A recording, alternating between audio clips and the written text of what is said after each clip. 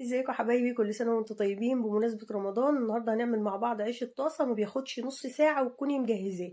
عشان لو واحده فينا نسيت كده تجيب عيش للسحور، تقوم على طول زي الشطره تجيب كوبايتين 3 دقيق وتعمل كام رغيف للسحور كده في منتهى البساطه، وطعمهم حلو جدا.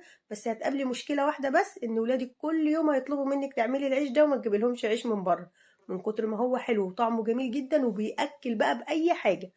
اي حاجه هتاكليها بيها هتلاقيها زي العسل. وزي ما انت شايفه العيش كله منتفخ وحلو ازاي وكله قابب، وعيش طري جدا وطعمه في منتهى الجمال. اللي ما يعرفنيش بقى، انا سميرة وده مطبخي. يا ريت بقى لو عجبك اي حاجة من الفيديو بتاعي تشتركي في قناتي وتفعلي الجرس على الكل عشان يوصلك كل جديد.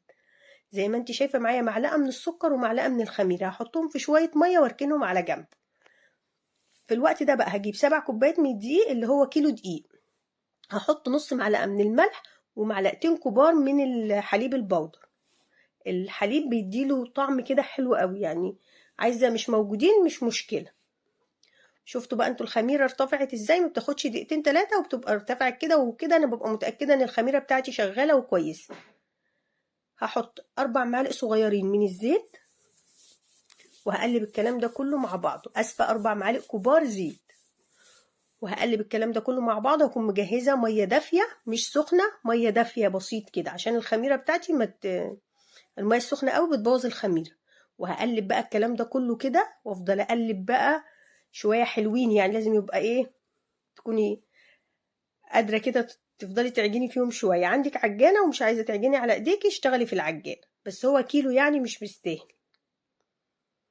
عجنيهم بقى كويس قوي كده لحد ما تحسي العجينة دي في ايديكي بقت ناعمة جدا، تحت ايدك كده ناعمة، وايدك ما بقاش فيها عجين. يعني انا عايزة ايدك ما يبقاش لازق فيها عجين، وفي نفس الوقت العجينة دي يابس ماسكة كده، يعني مش طرية. مش عايزة عجينة طرية. بصوا بتمط زي اللبان ازاي على طول. مش هخليها تختمر، هبتدي اقطعها. انا قلت لكم هنعمله على طول عيش سهل كده وبسيط.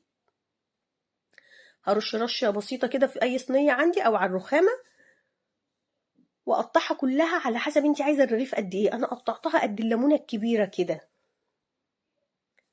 يعني تقريبا القطعه 50 جرام او اقل. بصوا على قد الصباعين بتاع ايدي يا دوبك. وهرصهم بقى كلهم كده. هقطع كل الكميه اللي عندي. الكيلو عمل معايا 34 رغيف. هغطيهم، ودي بقى الصينيه التانية.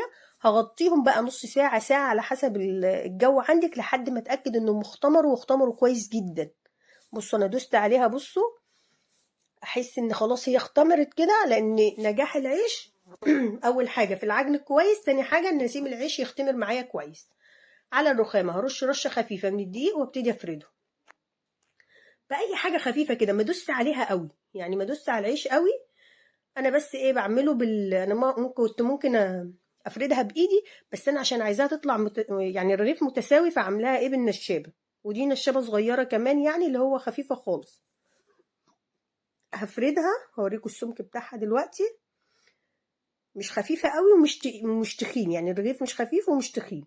هركن بقى كل العيش هفرده واركنه عندي على الرخامة او في صينية تانية جنب بعضه كده لحد ما اخلص كل الكمية.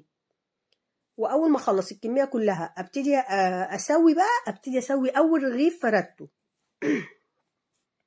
عشان العيش عندي يكون ارتاح. في طاسة على النار بقى اخليها تسخن كويس قوي، وبعدين احط الرغيف بتاعي وابتدي اقلب فيه على طول زي ما انتم شايفين كده. بصوا انا سايبه لكم مرحله التسويه دي، يمكن هي هتلاقوها اطول مرحله. عشان في بنات كتير، اسفه معلش، عشان في بنات كتير بتشتكي ان العيش ما بيقبش منها. ما نخليش العيش اول ما نحطه اول مره يعني كده، ما نسيبوش تستوي. انا هوريكم دلوقتي ان انا بقلبه والعيش لسه ني خالص، بس يا دوبك يلمس النار كده. بصوا الرغيف لسه ابيض ازاي. وابتدي اقلبه تاني. اول حاجه عشان الرغيف يقب، تاني حاجه عشان الرغيف يطلع متساوي، يعني ما يبقاش من تحت تخين ومن فوق قشره خفيفه، لا يبقى الرغيف طالع متساوي زي بعضه. نقسمه من نص كده نلاقي الرغيف من جوه زي الوشين زي بعض. ومن وقت للتاني نمسح الطاسه عشان الدقيق اللي يبقى في الطاسه ما يتحرقش ويبوظ لنا شكل العيش. شايفين بقى بسم الله ما شاء الله العيش كله عندي منتفخ ازاي وجميل. ولو رغيف 2 3 ما قبوش منك ما تزعليش نفسك، يعني مش القضيه. عادي ان كلنا حاجات تبوظ مننا، مفيش اي مشكله خالص. بصوا بقى بسم الله ما شاء الله كيلو دقيق طلع لي قد ايه، وشويه ميه ومعلقتين حليب لبن بودر ممكن تستغني عنهم، مفيش اي مشكله، هيطلع معاكي حلو جدا. اتمنى بقى لو استفدتي اي حاجه من الفيديو بتاعي يا ريت تعملي لي لايك وتاخدي الفيديو شير لاصحابك عشان يستفادوا من الفيديو. وطريقته سهله جدا وبسيطه. ويا ريت لو لحد دلوقتي ما اشتركتيش في القناه يا ريت تشتركي في قناتي وتفعلي الجرس على الكل عشان يوصلك كل جديد.